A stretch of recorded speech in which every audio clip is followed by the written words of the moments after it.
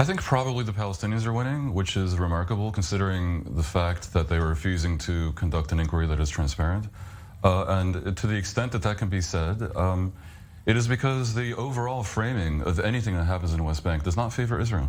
The occupation combined with the settlement of the territories and the strange situation on the ground that creates does not look good for Israel. And everything that happens in that area is colored by that fact. And I'm afraid, even though Israel might be able to win the PR war tactically here and there, to win a battle here and there, the war is lost by definition. So it's not really mattered to the core of things who really shot her, in the eyes of wide public opinion. The question of who shot her is not really going to move the needle on the overall views people have towards Israel's activity in the West Bank. But of course it does matter. I think there is an issue of correctitude. There is the matter of justice. I think if it's the Israelis that shot her, there are lessons that should be learned, and I think Israel should want to know. I wouldn't be at all surprised if, in fact, it is not the Israelis.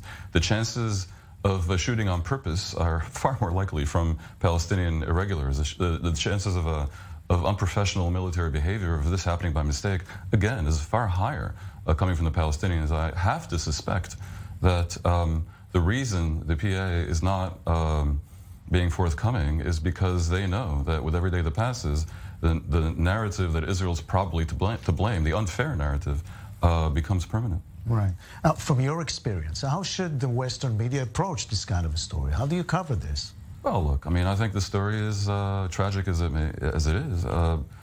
is like any other story in a sense. You try to get the facts. Good luck with that. Well, you also make sure that you are transparent about what you don't know. You push back on propaganda. You try to add context. If at all possible, you try to say something new as well. And you do it with some style. That's all you can do with any story. By the time you get this done, social media is behind you already with everything that is there. There are so many problems. Social media, of course, is a zone where nonsense proliferates. Lies are necessarily going to be more interesting than truth. The truth is constrained by what actually happened. Lies can be invented. And so there are many studies that show that on social media, nonsense is viral.